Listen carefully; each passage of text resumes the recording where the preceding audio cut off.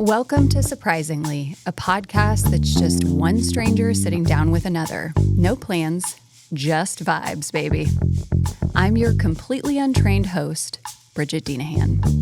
In this episode of Surprisingly, I meet Hayley. I find out she's a Nashville DJ. We talk about Reba, Miranda Lambert, and Alice Cooper. She shares how she and her husband survived a motorcycle accident.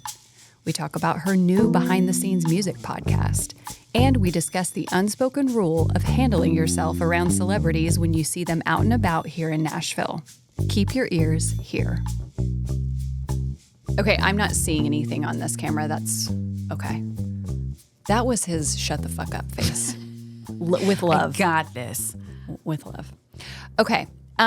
So to start, I just want to say again, thank you for being here and taking time out of your day to do this. Like, I mean it. It's a lot to agree to something where you don't know what's going to be happening. So thanks for your curiosity and your bravery. Yeah, of course. Well, it's fun. That's kind of the fun part too, is not knowing what I'm getting myself into. They're like, do you want to be on a podcast? Sure, let's do it. I love people who say yes to weird things. Mm-hmm. Okay, so to start, the start is always the weird part. Yeah, it'll get weirder as we go on. Don't worry. I'm Yes. hoping. I'm just going to have you. I love this question because it's open-ended and you can go any way you want to with it. What do you think is one of the more interesting things about you? I go home, I turn on Hulu and watch Reba reruns until it's time to go to bed. And then I get up and go to work and do everything again the next. No, I'm just kidding. That is my everyday thing though. But is the Reba thing real? The Reba thing is 100% real. Okay, tell me real quickly about, obviously we love Reba. That's without question. Freaking queen. Why do you love Reba? Oh my God. So I admire her. And I love that we're starting off with Reba, by the way. This is my freaking favorite. So, When in Nashville? yeah, 100%. So I guess I grew up on the 90s country scene or like music. And the fact that she is a singer and she is a clothing designer, she's an actress, she's a freaking judge on The Voice, she's all kinds of stuff. You know, I'm like, what a freaking queen. Like, if she went to the moon, I wouldn't even be surprised. You know, not like in a weird Katy Perry way, but I mean like in a legit way. Yeah, we don't have to get started on that, but I love her. We'll come back to Reba, but let's digress just for a hot second because it's culturally relevant and probably weeks from now it won't be. But what is your hot take on these celebrity space dabblers, as I like to call them, calling themselves astronauts? Do we love it or do we hate it? I don't even think it happened. That's definitely a hot take, but I don't see how it was possible to actually happen. You know, I think it was kind of like a publicity stunt. Okay. Maybe I'm just jealous because that would be really cool to go to the freaking moon. But in a way, I just don't think it was possible. I don't know much about that stuff, but I'm like, well, I think they didn't, like, they just went up and down, right? Like, it was just a short little doodly bop, like a quick little trip. Yeah. I'm like, okay. And yes, of course you had to do some training, but you did not do the training that actual astronauts do. No. And so you don't get I'm real salty. I'm real big on, you can have the title when you've earned it. And maybe that's just because I'm like firmly Gen X and not a millennial, where like the millennials are like, whatever, I'm just going to put I'm the CEO of my own ass on LinkedIn and like pay me lots of money. It's so weird. I'm a business owner then. And I'm a millennial, and it drives me insane that some people do that. No, but it's like, if I ate a lollipop, I'm not Willy Wonka, you know? So not to be like a bitter bitch about it, but I'm not into it. Okay, I'm not into very it either. impressed, no. Okay, I'm also not super impressed with just the way, even if it was a PR stunt, like how it was handled. It was, I feel like, in bad taste. Okay. Well, especially like, I know it's not really necessarily related, but I'm from a military family, hardcore. So, those are the people that should be bragging or, sharing their experiences, and they should be respected for seeing all kinds of things and experiencing all kinds of things. So when something like that happens, I'm like, come on. Like I said, it's not related, but come on. What was it like growing up in a military family? And can you tell me more about, like, a lot of people when they talk about military, and I'm being sexist because we're not there yet. We don't have as many women in the military. We don't have as many women doing powerful things yet as we should. But I'm assuming it's like more than just one man, I'm assuming, in your family. Yeah. So both of my grandpas, my dad and my sister all served, all in the U.S. Army. My brother-in-law was a Marine. I guess it was normal because that's kind of all I knew. My uncle also served. So yeah, it goes deep. Yeah. The only part about it, it was normal until it wasn't, I guess, because, my dad would leave every other weekend to, do training or do whatever. But then, like in 2000, what year was that? 2003, the war in Iraq, when he had to be stationed in Kuwait, I was 12 at the time. So I'm like, oh my God, like this is, we knew that, it was possible. But like when you're 12, you don't understand. Like you can be told, but it's like, oh my God, he's going to be gone for a year, And same with my sister. When I was a senior in high school or a junior in high school, and she went to Iraq for a year to serve. And she was like 19. She was 20. I'm like, I'm sorry. I was still picking my nose when I was 20. She was out, in Iraq. But everybody in my family has retired since then. That's not something that I've ever considered doing myself. But I'm just like, holy crap, I will be your biggest fan while you do this because it's pretty extravagant, but it was normal growing up with it, especially since they ran so deep. But yeah, when stuff like that happened, when they actually had to be stationed overseas, it was real wild, How do you think that's informed your framing for, so we started out obviously talking about kind of what I would consider celebrity news, and then how does that kind of inform your framework for how you take in information in your life?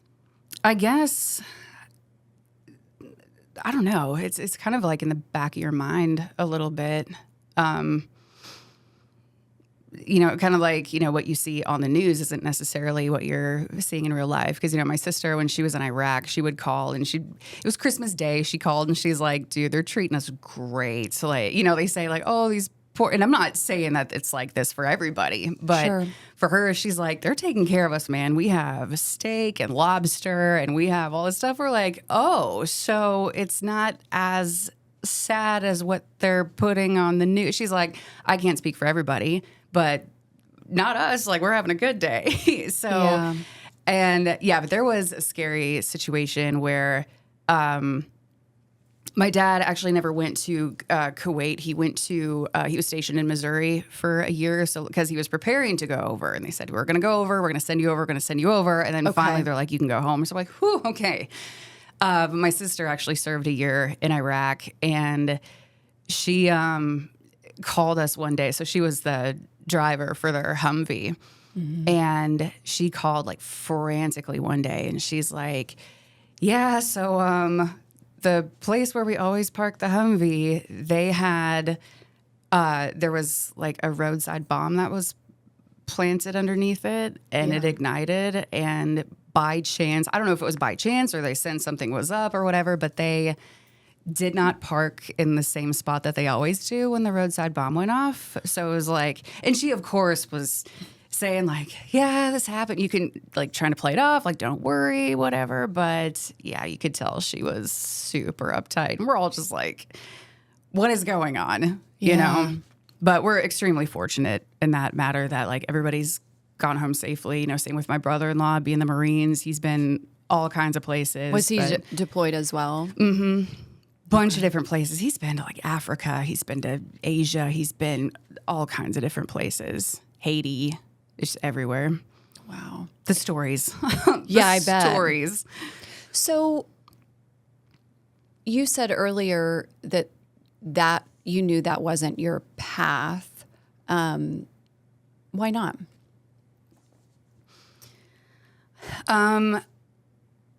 Because my sister kind of went my dad's path. Because I have one older sister. She's my older sister, and since I said I grew up like in the country scene, like the music scene. Yeah.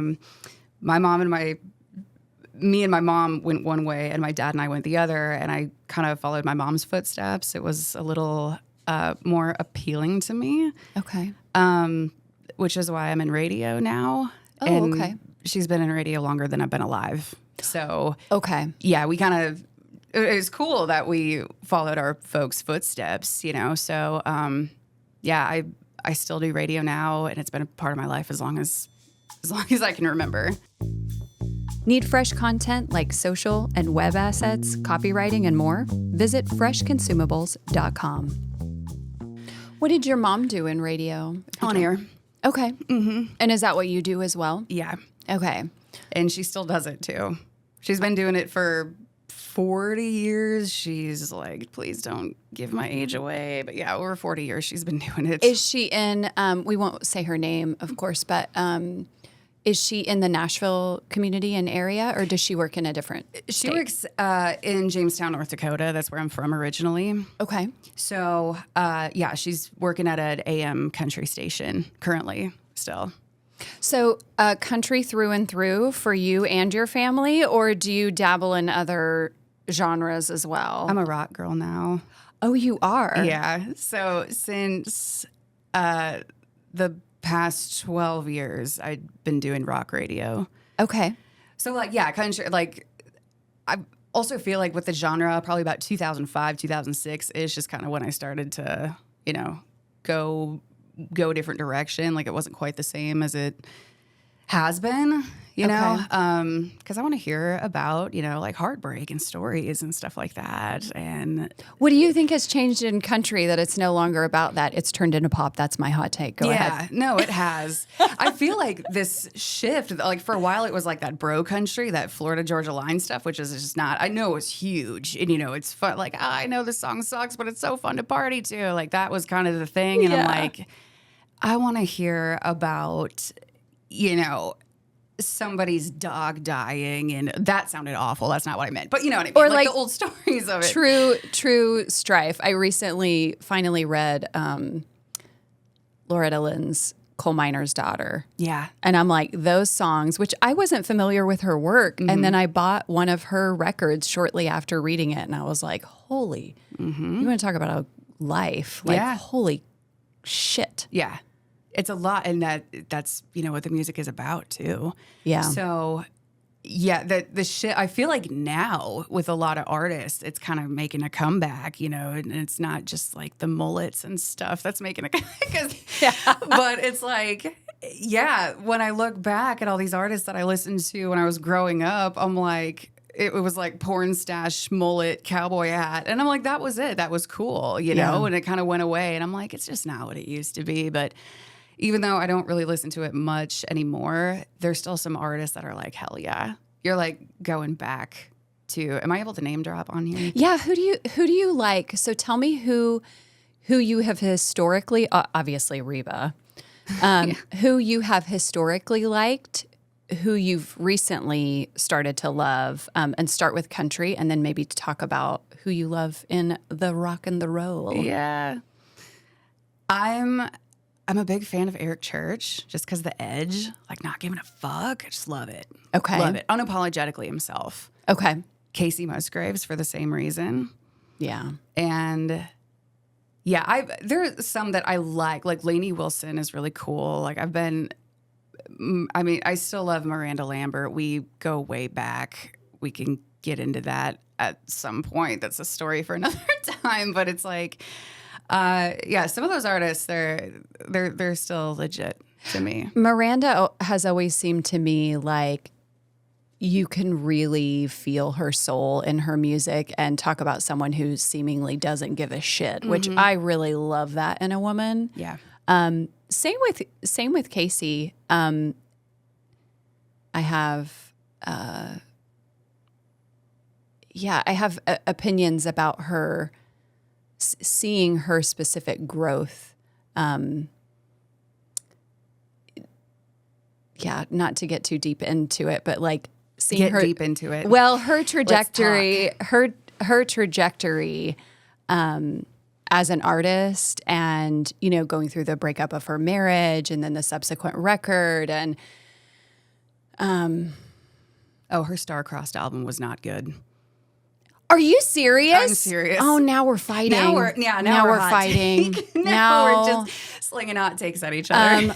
You know what? I will say that's the only record of hers that I own, and I enjoyed it. But I like that album. However, I really like some of her older work too, even though I haven't purchased it. Sorry, I got a frog in my throat. You're fine.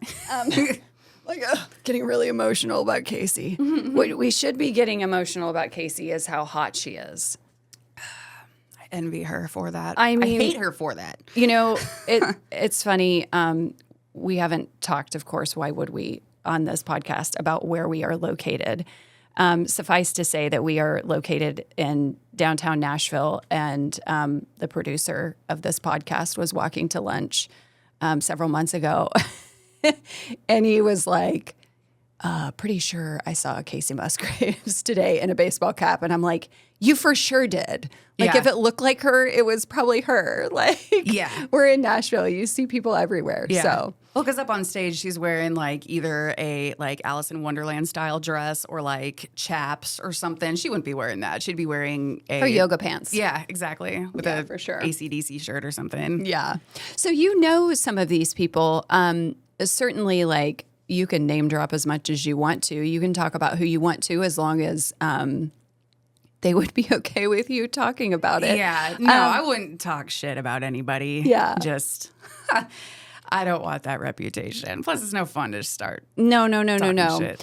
But you said earlier, like, you've had a relationship with Miranda for a long time. And is that true of her, that she just is who she is and she's a super independent spirit? Yeah.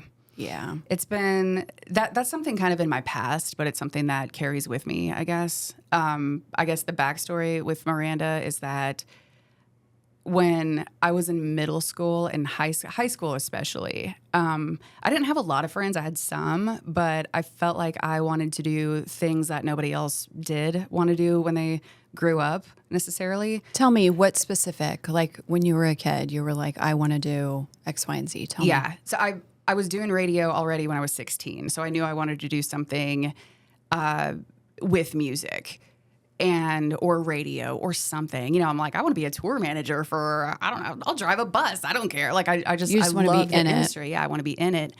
And especially when I got to high school, junior and senior year, when everybody, you have guidance counselors coming in and saying, right, what do you want to do? Where do you want to go to school? And what do you want to do when you're older? Everybody's, I want to be a teacher. I want to be a nurse. I want to be great. Awesome. I'm like, I want to move to Nashville and I want to be in music. And one time they even said, we don't have anything for you. Like, they were I'm like, I'm sorry to make your job a little harder than everybody else. But I'm like, it's almost like, I'm not going to sit here and be like, oh, I never fit in. It was such an outcast in high school. It wasn't necessarily that. I just feel like I wanted other things. I didn't date in high school because I knew I wasn't going to stay in my hometown. I'm not going to settle here. How big was your hometown? About 15,000. Okay.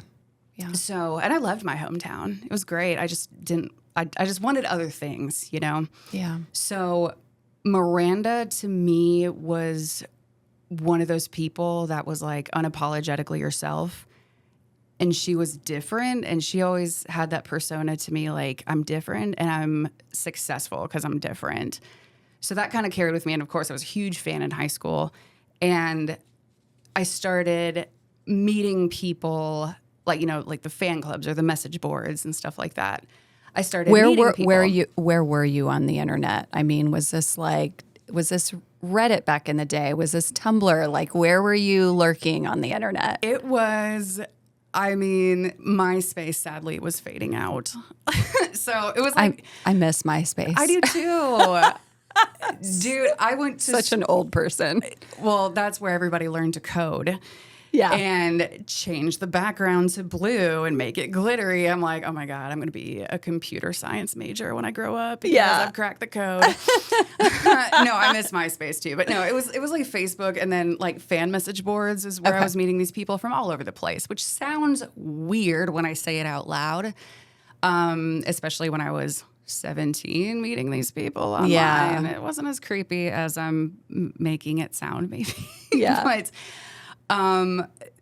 it goes back to, during CMA Fest, they have fan club parties. So I'm like, I'll go to Miranda's fan club party. So it's almost like since I didn't have a lot of friends, or I feel like I didn't have a lot of support in high school, these were my friends. Like, these people understand me. Yeah. You were nerding out in that specific way. And so you were able to make deep connections with people that had similar interests. Yeah, totally. And I ended up winning Miranda Fan of the Year one year. Shut it down. And I know, still pretty proud of that. What year? Oh God, 2009. Okay. So it was a while ago. But yeah, I feel like that was like a shifting point for me, where it's like, there are people that see something in me that, like the guidance counselors in high school don't. I'm like, okay, I've gone all over the country to see her, because it's like, this is what I want to do. This is the person I look up to. This is my, like a role model. Like, this is my experience. So I ended up meeting. She's still a really good friend of mine. A friend at one of her concerts. And she lived in Nashville. I still lived in North Dakota, and we would just geek out and we talk all the time and stuff. And I said, I'm ready to move somewhere. I'm ready to just, up and move. And if I hate it, I'll just come right back home. Yeah. And she said, I have a guest room. I'm just saying. And how old was she at the time? She's 10 years older than me, so she had to be 30 at the time. So she was a grown woman, and you were 17-ish? At this time, I was 20. You were 20. Okay, so you stayed home a couple of years. Yeah. And was still were you working with your mom in radio? Okay, cool. Which was super fun. You were getting experience. That's amazing. Yeah. Okay, continue. Yeah. And it was weird because she trained me how to be on the radio too, which is a very, that doesn't happen, And I'm like, hey, Mom, I can't work today. Can you fill in my shift? Yeah, sounds good. I'm like, this is so cool.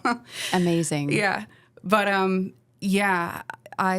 few months later, I moved down there with nothing, and I crashed in her guest room, and I've been here. It'll be 14 years in October. Are you still crashing in her guest bedroom? You have your own place? She's like, can this bitch please leave? It's been 15 years. Oh my God. No, she's still a very good friend of mine. But no, once I got on my feet and once I got hired full time at my current gig, then I moved out and I got my wings and flew the nest from her house. But so you've been at your current spot this whole time, pretty much. It sounds like you've moved around. Were you in the country space and now you're in the rock space, or are we just talking about your personal? Yeah, my personal, I want to say maybe it was a little bit later, like maybe like 2010, 2011 is when I kind of started to meh about the country scene. But yeah, I've always liked rock, but not in the way that I love it now. It's like a full-blown respect. I've branched out and I've seen all these killer bands in rock. It's amazing. But yeah, personally, 2010-ish is when I kind of started to fade out from the country scene. But when I landed a rock gig, that changed the game. So tell me, when you sort of semi-soured on the country music scene, what does that mean? What do you mean by that? It just wasn't as fun to listen to. Okay. It was just kind of something that... You got bored. I got bored. I don't know. It's got to grow and change, but I just didn't like the way it was changing. Okay. That's all. Okay. Yeah. Now, who are your favorite artists? I mean, I know we've touched on a couple, but like going back to the original question, like laundry list me country greats that you're in love with, and then tell me who you like in rock and roll. Yeah. It's weird because like I don't even think I go for genre anymore. That's just you know, when you're in the genre, you know, you pick up on so many cool bands that you love. But like my favorites, like my tops are based on songs, really. Okay. I will never forget. I did an interview with one band one time, and the lead singer said, or, you know, we had like an audience question. And he said, the audience question was, you know, who are some of your favorite bands? And he's like, this is going to sound so stupid, but I don't have a favorite band. He's like, I'm moved by songs, you know, there's just not a band in my eyes that's 100% perfect. So I'm inspired by songs, not by bands. And I'm like, I love that. Sure. That's beautiful. Yeah.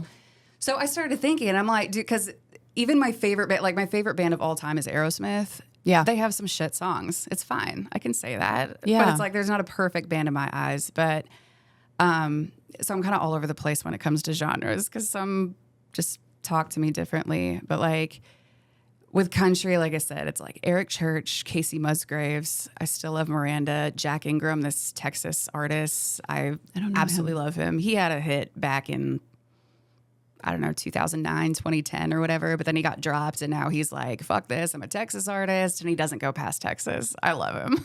Okay. But with rock, like I said, Aerosmith, but Blue October has become my favorite band in the last 3 years. Andrew McMahon in the Wilderness or Jack's Mannequin or Something Corporate or anything that Andrew McMahon has ever sung is freaking gold to me. I also saw Something Corporate for the first time back in September, which was like my jam in middle school. Okay. And I almost cried like 3 times. Where did you see them? The Ryman, which makes it even better. Oh yeah. What's been your favorite venue that you've ever heard music in? Ever or like in Nashville? No, ever. Anywhere. Oh my God. Ooh. This is probably going to sound cliche, but yeah, probably the Ryman. It's pretty good. It's pretty good. It sounds great. I hate that my ass hurts by the time I'm done seeing a show. Amen to that. No pun intended. Yeah, because like whenever they stand up for standing ovation, I'm like, let's stay standing, people, because my ass is on fire here. You got to bring a cushion, man. I know. That's the trick. They sell those too, and that's genius. Have you seen that? They sell those in the gift shop. No, but they should. We have in the studio or outside the studio in the agency, we have some like stadium style bench seating. And so we have company cushions. And so that's what we bring to the Ryman. Yeah, that's genius. They're always in our car. That's so freaking genius. Yeah. Now, I'll bring like an extra sweatshirt, which helps, but it doesn't do the trick. Yeah, you got to bring a cushion, baby. Or like a neck pillow and sit on it or something. Just like a donut for your ass, exactly. basically. Yeah, that is a really, really good room. Okay, who else do you like? Ooh, I was going to say, I just thought of this. Like, is there anyone you want to plug that is new and up and coming that you're loving? Oh, yeah. There's this band called Hollow Wake, and I absolutely love them. Where are they from? Amazing. Here in Nashville. Okay. It's my husband's band. Oh, I should have said that. Okay, I should have been like, oh my God, check out this band. It's amazing. No, but I mean, for the record, my unbiased opinion, it's a pretty solid band. They scream a lot. So if you're into that, it's like they're very big on like mental health. So it sounds angry, but it's actually very moving. Oh my gosh. All these metal, I'm going to say dudes, because again, sexist, but that is the way of the genre for the most part. And punk bands, it's like, they're just like little softies in a spiky little shell. Yeah.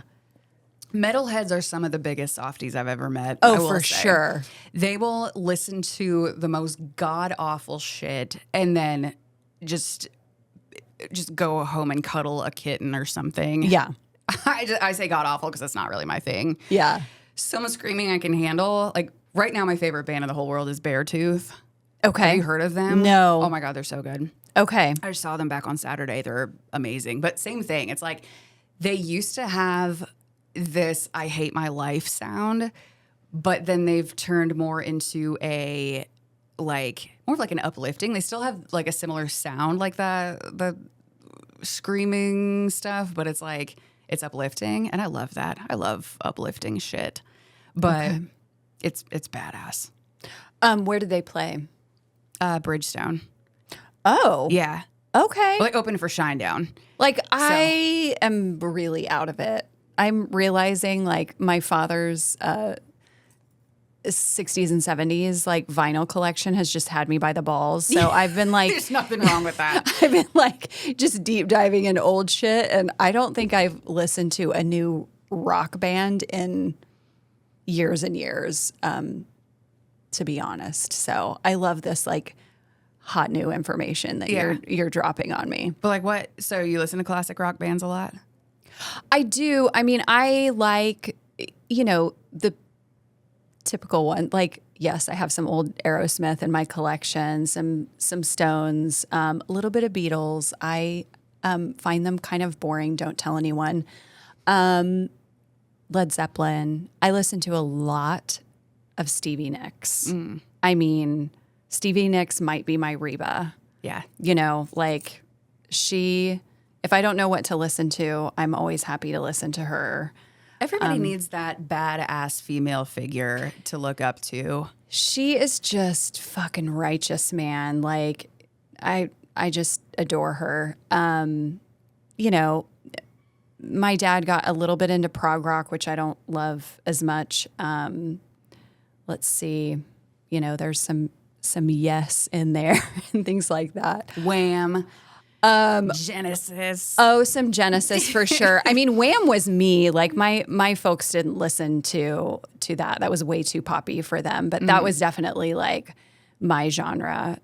Between Prince and George Michael, those were my first boyfriends. Both obviously way too old for my third grade ass. Yeah. But I had their posters on my wall, and I was speaking for you, having like Prince on your wall as a third grader. I mean, I had strong feelings for that tiny little man. I still do. Rest his soul. So yeah, but my favorite genre is pop music. I'm like a hardcore pop girly. So I'm deeply down for some Taylor Swift, which my daughter loves. She also loves pop music. Madonna, Janet Jackson, like the classic like 80s and 90s pop stuff. I love all of that. Yeah. They don't go away. Yeah. Yeah, because my pop is mainly like I was huge on NSYNC and Britney Spears when they were at their peak. I was in fourth grade. How can you not? Yeah. And then you'd get in little third grade fights when someone says Backstreet Boys is better than NSYNC. It's like I miss those days. Now we've got beef. Yeah. Ashley. Yep. It's always Ashley. It's always Ashley. It's always a Jennifer for me. Historically. I don't think because there are so many. I'm just making that up, but I was gonna say, I'm like, wait, I bet there's a Jennifer that I hate, and I can't think of one. There's an Ashley though. Not hate, but you know what I mean. I feel like hate is too strong for my middle age. I'm like, I can't be bothered to hate anything at my big age. I'm just like, I wish I could feel this, because it's not like I'll just toss the word hate around. Yeah. And I almost said I hate it. Yeah. But it's like, same with when you say the word like, oh, I love that. It's like, do you really love it though? Love it? Do you actually love it? Yeah. I had a conversation. I was called out by one of my friends one time. I was saying goodbye to a mutual female friend, and I hugged her and I was like, hey, I love you, bye. And our mutual male friend was like, "Oh, really? You love her? You love her?" And I'm like, "Actually, when it comes to friendship, I mean fucking business. Like, if I like you, and we're gonna embrace tenderly for an uncomfortable amount of time. And I'm for sure gonna tell you I love you, and I'm gonna fucking mean it because there's not enough love in this world. I believe that firmly. I agree. So, hi, how you doing over there? Okay." Just checking. Did he in. give you the hush? No, he didn't. He's the hush symbol that I'm like screaming in the room. No, he did not. So tell me a little bit about, we talked about your family life a little bit and your upbringing and how that sort of launched your trajectory into what you do for a living. It sounds like you fucking love what you do for a living. I do. Are you never getting out of it? You're going to do it till you're dead? You know, I've had the joke for a long time. People say, like, if you weren't in radio, what would you be doing? I'm like, I don't know. I can't do anything else. But it's like once you're in it, it becomes a part of you. Not like I am radio. I am the person on the radio. Not in that way. It's just, it's such a, I think the uniqueness of it is, there's something kind of empowering about it. Yeah. And also, it's such a fun industry to be in, and you're free to do whatever you want. You know, you're free to say, whatever you want to say. You know, you're allowed to have your own personality. And it's like, if I'm on the air and I say a really stupid fart joke, I'm sorry, like not everybody's gonna like it, but that's just how I am. You know, that's just what you're allowed to be your own person, just like everybody else is all the time. So will I be in it forever? I don't know. I've been in it for, how long ago was 2007? Don't make me do math. That long ago. Yeah. But like I said, I was 16 when I started doing it. And I haven't stopped. So I want to do it as long as I can. And people say like, oh, radio's dying. It's like, it might be, but I don't think it's going to be going away anytime soon. Listening will never go away. Mm-mm. Hearing people talk about interesting things will forever be fascinating. Yeah, in my opinion, says the person having a podcast. So I believe that. I don't think it's going away. The robots certainly aren't taking your job anytime soon. No. Also, I tried to clone my voice using AI, and for some reason, I have a lisp no matter what. So, like, I'll take something that I've recorded and clone it, and I'll take 14 different things and clone it, and I have a really bad lisp for some reason. I'm like, why? I'm like, also when I'll say live, it doesn't want to say anything else but live, and I'm like, okay, we're good for a while. There's got to be some bugs to work out before this gets too creepy. Yeah. Plus you still have to program it what you want it to say. Yeah. And I'm like, by that time it's so counterintuitive. I'm like, I'll just do it myself. So I've dabbled in the AI, and I'm like, this isn't what I thought it was going to be. Not yet anyway. Yeah. Same with copywriting as a trade and creative direction, which is what I do for the agency. And,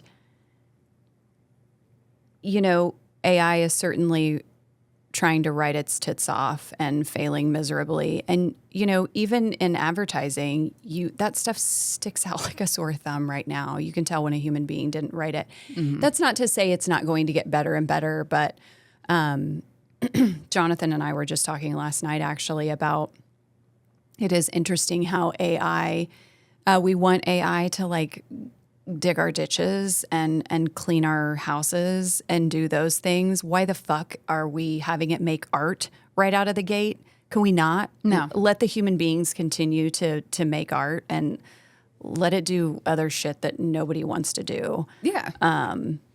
While still, in my opinion, like paying people really well for even the most seemingly menial tasks. Mm-hmm. We should be paying people well. But it's lovely to hear, going back to our original topic, like it's lovely to hear that you like what you do. And it sounds like it kind of aligns with your spirit and your soul. And it's beautiful when things work out in life that way, right? Yeah, thank you. It's in my blood at this point, you know. Like I said, I've always wanted to do something with the music industry because it's just been a part of my life as long as I can remember. And with radio, it's, you know, the perks of it too. Tell me everything. Oh my God. Because you were like, I was interviewing this band, like all casually, you said earlier. And I'm like, not specifics, but I do want to talk about like the bonuses of that and then maybe the not so tasty points of that. Again, without specifics. Yeah. So like going way back,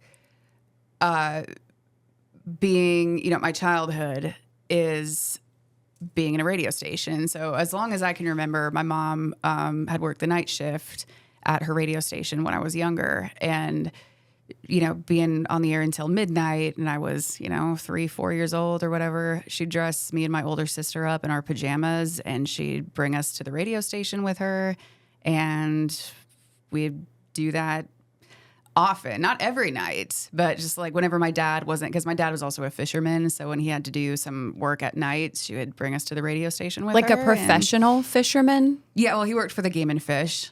Okay. In North Dakota. Yeah. Okay.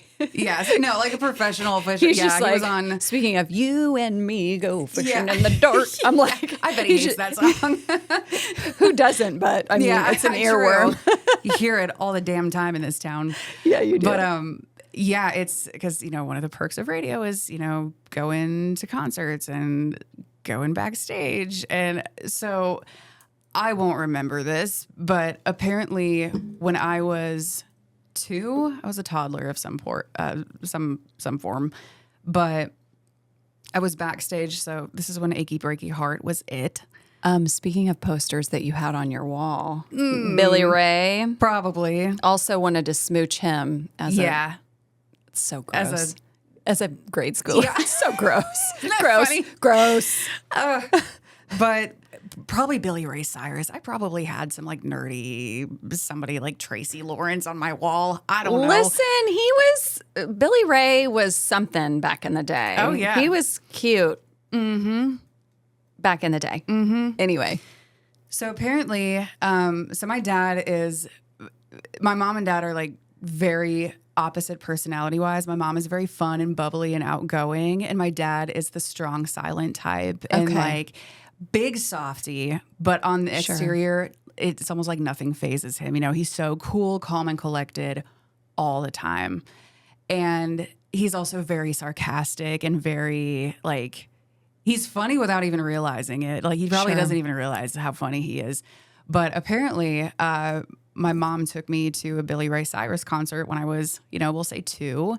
I still had a pacifier in my mouth. I had a passy till I was like 4, which is... That's okay. We don't judge here. Okay. But there is relevance to the story because I was probably 2 or 3 and I still had a pacifier. But my dad kept calling Billy Ray Cyrus Billy Ray Jerkface. That was just his nickname for him because I guess he didn't like Billy Ray Cyrus. So he'd make fun of him and call him Billy Ray Jerkface. Well, when you're 2, you're a sponge. So when I was backstage with Billy Ray Cyrus, I had the pacifier in my mouth. And according to my mother, I went up to him and called him Billy Ray Jerkface.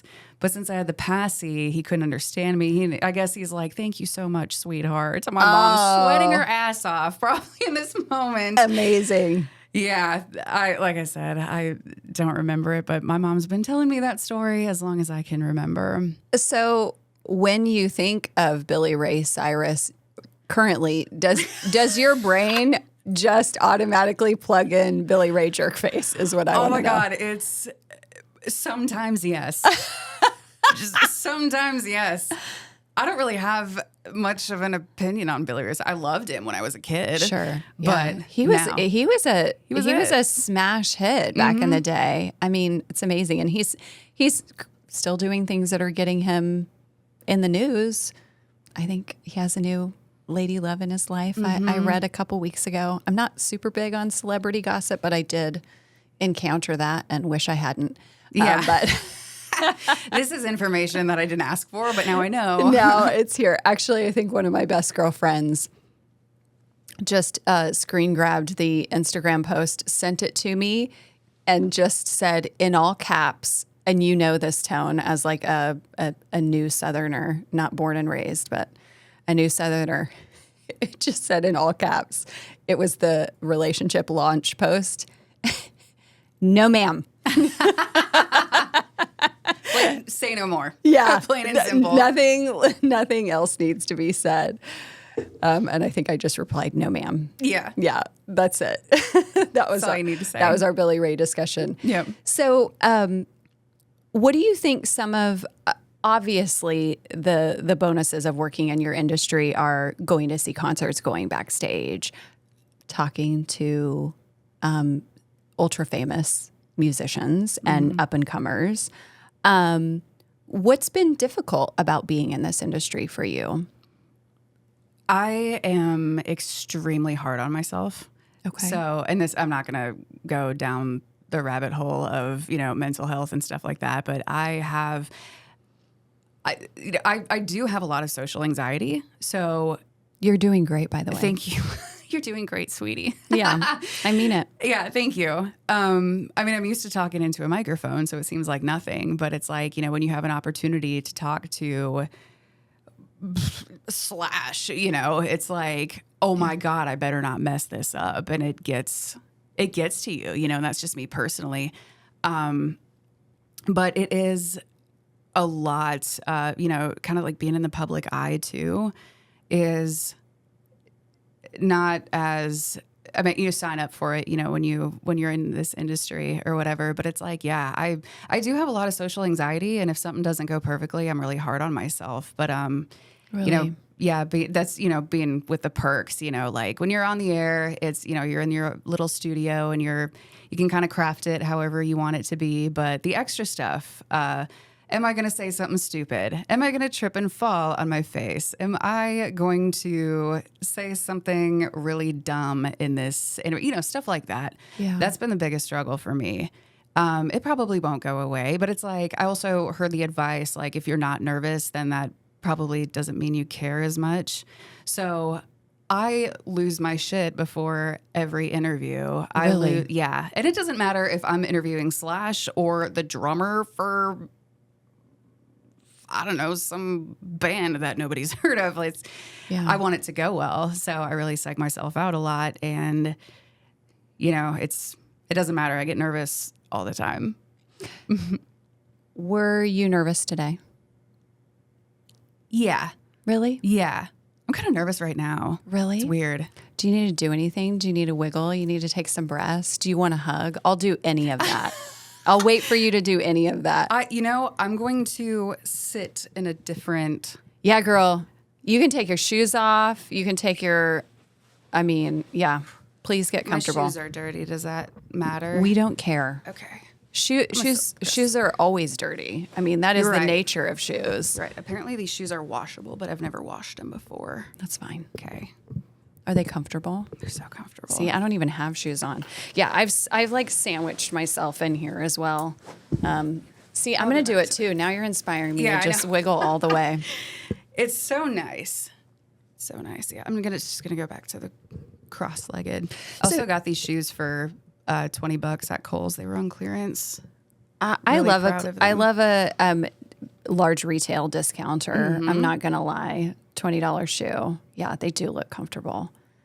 I'm a Rocket Dogs girly now. I was a Converse girl through and through. Now I'm like, nope, take all my Converse. I've transformed into Rocket Dogs now. I have a narrow foot, and even a Converse. I'm like, how are people? They're so fucking narrow, and I have a narrow foot. No. I have a wide foot, and I also have huge feet. These are size 11 in Ooh, women's. girl, yes. I'm a damn kangaroo. I love it. Shoe shopping is not my favorite because I could just never find.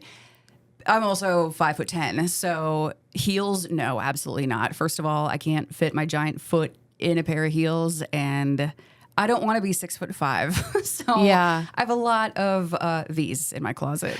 How tall is your husband? He's 5'11", Okay. so he's just above me. Okay. Okay. And he's a legit 5'11", not like a 5'9", and he says he's 5'11". He's actually 5'11". We just had that conversation in my house like a week ago. Okay, you said you're how tall though? 5'10". 5'10". Okay. Okay.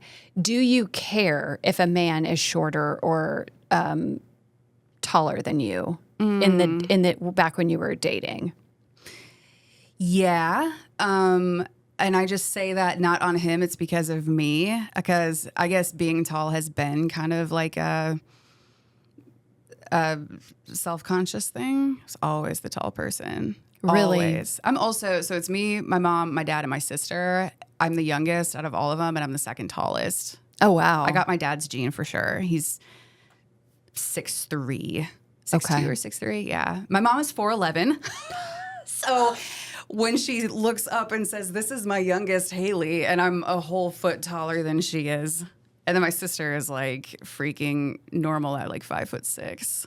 What is normal though? You're right. You're normal, baby. You're right. You're normal in your size 11, beautiful feet, shoes, whatever. Yeah. Who cares? Never played basketball. I did once and I hated it and I was no good at it. So I'm like, no, I'm just tall. So as a tall person, I've always wondered this. Two things. People think I'm only 5'7". But because I'm smaller framed, people think I'm a tall person and I'm just an average height person.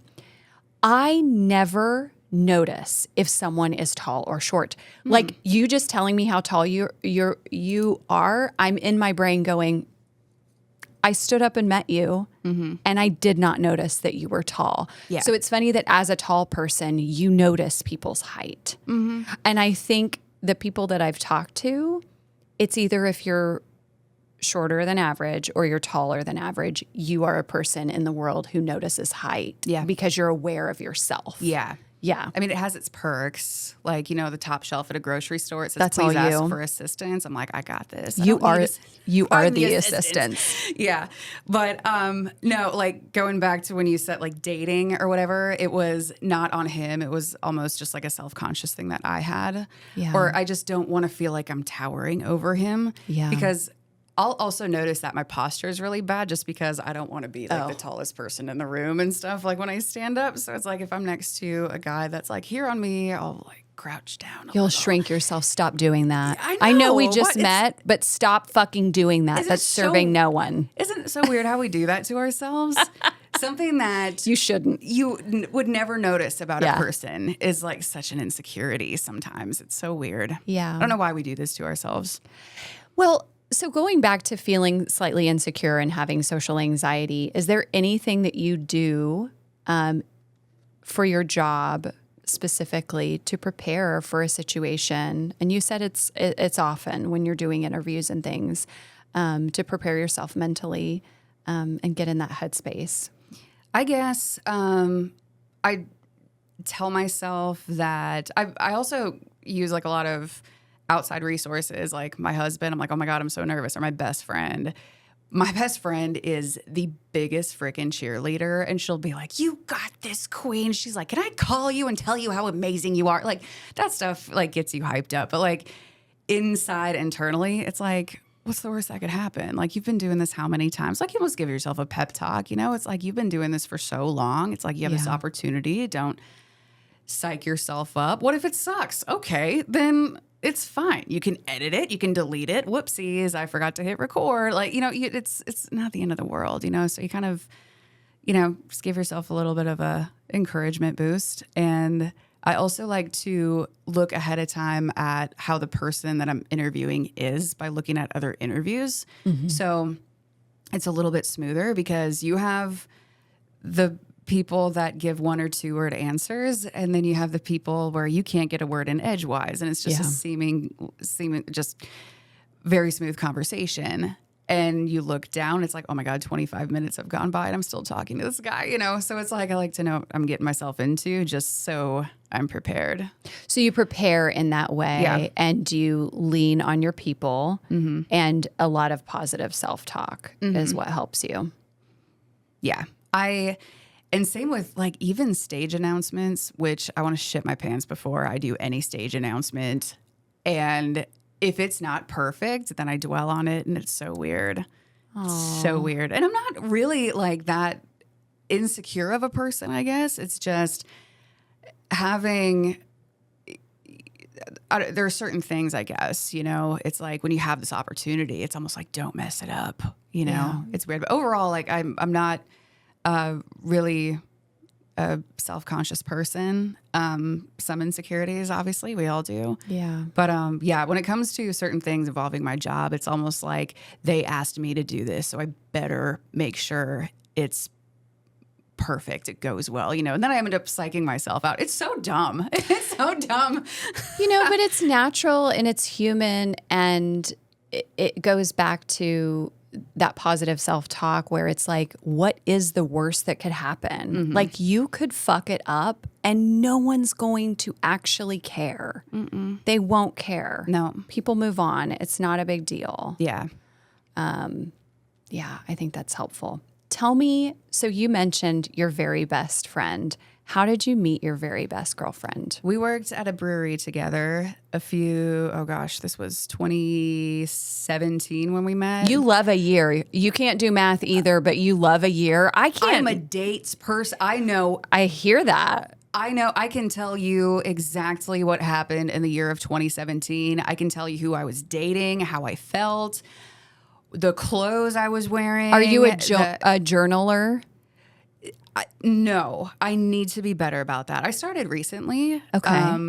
And it's great. It's so therapeutic. I have some carpal tunnel going on, which kind of sucks. Otherwise, I'd probably do it more. But no, for some reason, I just remember dates extremely well. Okay. You've always been that way since you were a kid. Okay. I don't know why. Okay. It's a skill, and I admire it. It's neat. Yeah. Some years I'm just like, I can't tell you anything that happened that year. But it's like some years, 2017 is when I met my best friend. We were working at a brewery.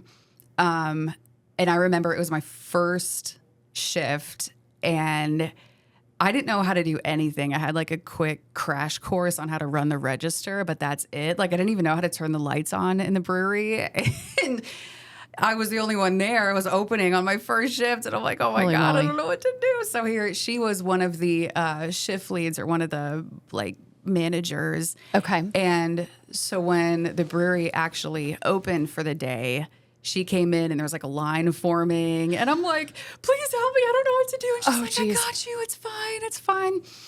And next thing you know, we just kind of hit it off, and we're like, well, let's go get a drink after our shift or whatever. But the thing that brought us closer together, and we've been inseparable ever since. I was dating this guy, and we were going to go to Bonnaroo and camp. And that didn't happen, long story short. And she said she loves camping. I said, well, I don't have anything. I don't even have a tent. So I was hoping to go with somebody that likes to camp. Do you want to go to Bonnaroo with me and camp for the weekend? And we did. And we had the best time. And that's one of those things, like, you can really test your patience with somebody. Like when you go on a 12-hour road trip, you're either going to love that person still or not. Or no, you're not meant to be. Yeah. And I mean, it helped that she had everything. She had this immaculate tent. She had solar powered phone chargers and lights and everything. So that helped, obviously. Was she stoked to go to Bonnaroo too? Oh, she was deeply down. Yeah. Okay. And we had the absolute best time. And ever since, I think that was kind of the launching point, because we You're sleeping together at that point. Yeah. Yeah. And ever since, she's just my ride or die. Like the Thelma to my Louise, the Blanche to my Rose. She's amazing. What's her name? Alicia. And tell me your top 3 things. Get very specific that you like about Alicia. Oh. What if I cry? What if you do? What's the worst that could happen? Yeah, you're right. I'll probably cry with you. Tell me about your best friend. She always says, she's like, I love your heart. And I don't think I've ever been told that by anybody besides her. Okay. She's a badass mom. I remember her say, here's an example. She, for whatever reason, she was super depressed one day, or something happened, something came crashing down, and she's like, I just want to lay in bed and eat pizza. So she turned that around. She had her kids, and she's like, you guys, why don't we order pizza and put on a movie, and we'll have a pizza party? I'm like, that's so sweet. Sometimes, for some very easy or something very easily, you could have been like, sorry guys, I'm not doing anything. She turned it into a pizza party for her kids. Like, that's just the kind of person that she is. Yeah.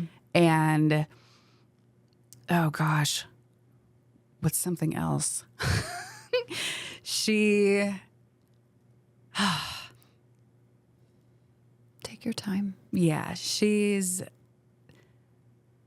like, I don't know. She's down for everything. She's also moving to Detroit soon, which is going to suck. But hey, I'm going to be going to Detroit a lot after that. Yeah. So Airline miles, baby. Yeah. I have, I've always said too, like, I don't like the term best friend because I'm like, I have a lot of friends and out of all of them, I like you the most, but it's like the things that you've been through the most together. Also, one of my coworkers, Chase, ride or die, same thing.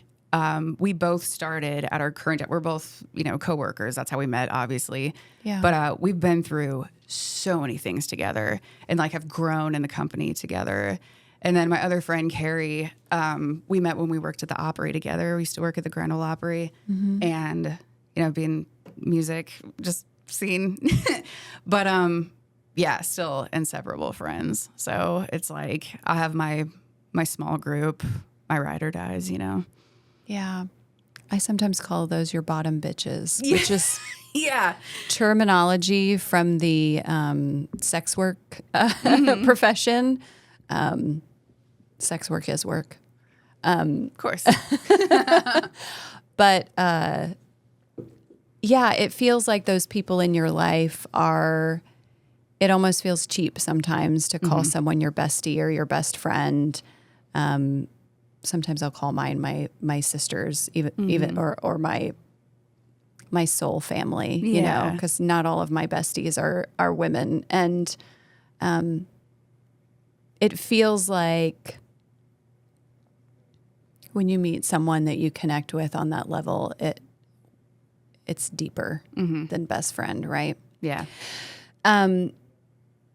So having your best friend tell you that she loves your heart, what do you think she sees in you that makes you see yourself in a new way? Based on when she says, I love your heart. Yeah. I think it makes me feel a certain way because it's probably like I'll feel stupid for like being so sad about something and she'll think it's the completely opposite.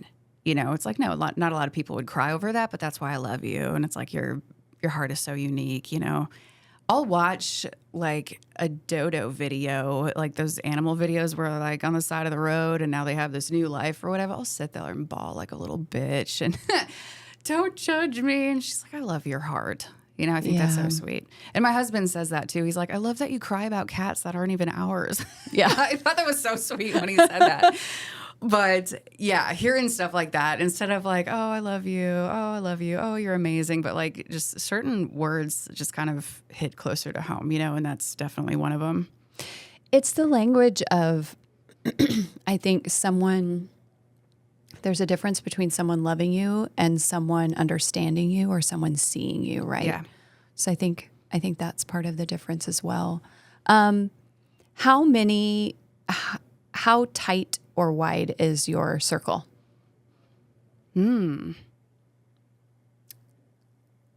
I'd say it's tight. Yeah. But it's also wide at the same time. My husband gives me shit all the time. I'll be like, oh, I'm going to go hang out with my friend Amanda. He's like, is Amanda the one that this, that? I said, no, that's a different Amanda. That's Ashley. No, it's not. It's never Ashley. But he'll be like, so many people. I said, yeah, I have a lot of friends, but like my group that I trust more than anybody is tight. But it's like I have a lot of friends. I've not to label everybody. It's not my intention here. It's just like, you have your surface friends. It's like, I'll go have a drink with you and have a freaking blast. But then I'll have like my friends that I'll tell stuff to. And then I have my ride or dies, Yeah.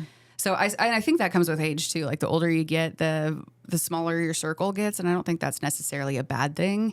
But it's like, yeah, some people I just wouldn't trust to tell my whole life story to or something huge that has happened. But yeah, I'd say my ride or dies is a very small circle, but I have a lot of friends and that's cool.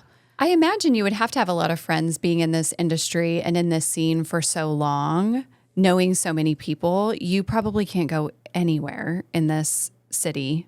It's more like a town. Yeah. Without seeing someone you know. Or someone that knows someone that knows someone. It's unreal. Yeah. Nashville is a really big small town. Yeah. How do you feel about being celebrity adjacent and kind of a local celebrity in your own right?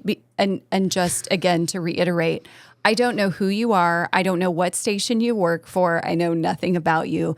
It's meaningless to me. But it's so fun to share space with you.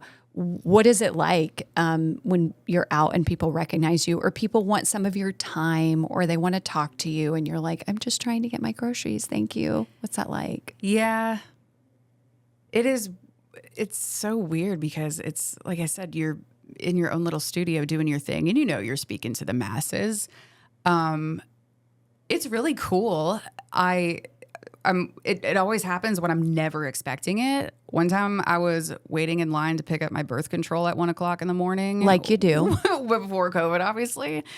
And someone's like, "Are you Hayley?" And I'm like, "Yeah." And I'm like, "Don't mind me. I'm just signing on my Sprint Tech that I'm picking up here things." But I'm just like, what the hell? That was so weird.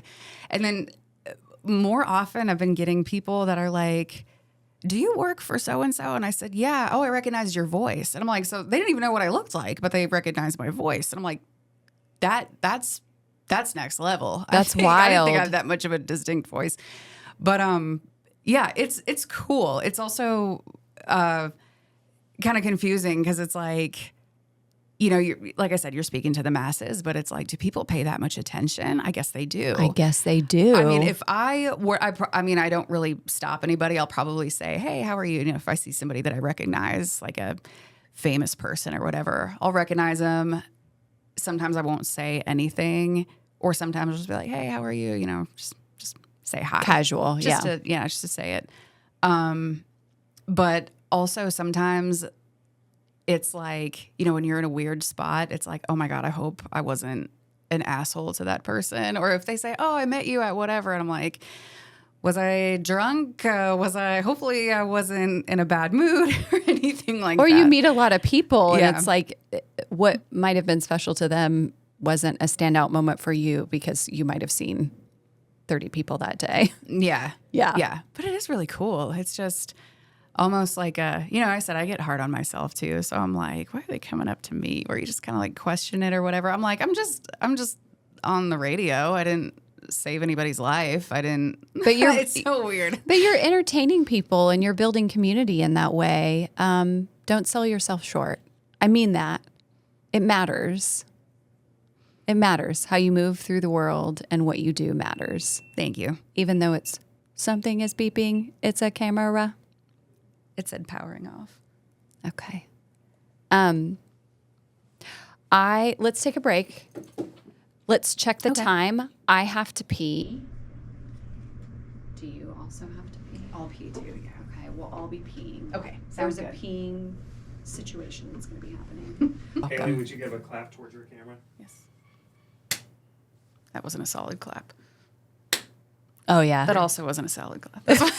Did I forget how to clap? Can't clap on demand. Jeez. Right, clap on demand. Yeah. What we should have asked for is can you give that camera a sting clap? Do you know what a Ooh. sting clap is? No. Is Have it you ever- like a sharp clap? Have you ever seen sting clap?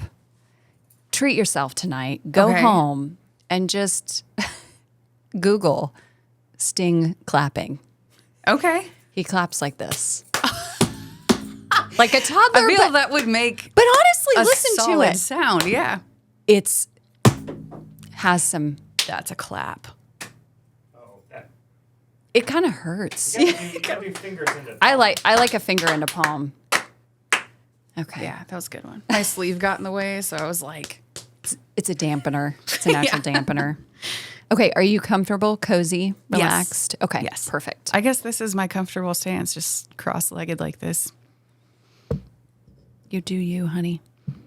Don't tell me to get too comfortable. I'll be laying on the floor.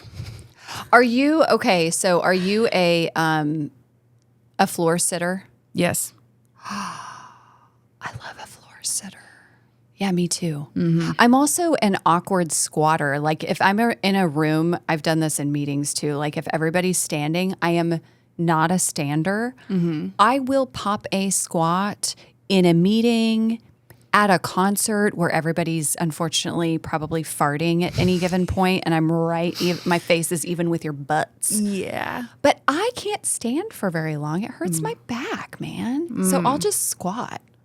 I feel like I know of a few people that are like that, and when they do it, it's not weird. I'll just be down here, dude. Don't mind me. Yeah. Please don't fart in my face. Yeah. But it's like either that or pass out. I kind of have like, I'll get woozy if I stand in one place for too long. Yeah. If I stand, I get like my body like shape gets weird. Like I'll be leaning this way and then doing this and then this. And I'm like, I'll just rather sit. Yeah. But I totally understand But that. you'll sit on the floor. Mm-hmm. Okay. All day. Yeah. When you are recording, what's your seating situation? You said you work from home sometimes. Do you record from home as well? Mm-hmm. Yeah. I'm sitting. Standing it makes such a difference. I don't know why. I sway back and forth a lot. I also talk with my hands a lot. So I feel like when I'm sitting, it's easier to like talk with my hands. Like if I'm doing this or whatever, if I'm standing, I'm swaying side to side. Yeah. It's so weird. I'm just a fidgety person. Yeah.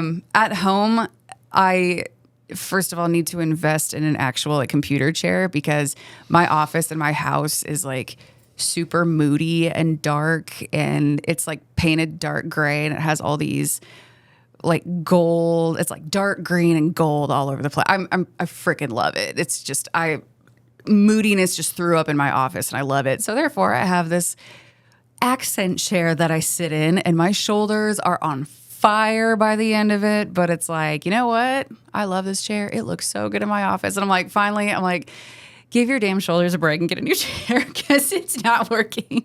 I feel like this is an epidemic of sorts because now that most of us are moving to at least partial work from home, if not full-time work from home, which is what I am most days.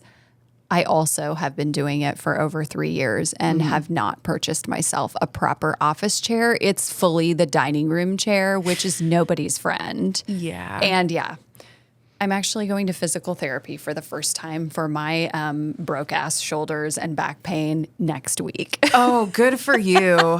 I'm excited for you. I mean, that sucks that it's gotten that bad, but I'm excited for you. I am too. I'm like, really, is this being in my mid-40s, like, is this what life is like? I'm stoked to go pay someone to tell me how to sit properly and strengthen my back. I guess I am. I should also Fix me.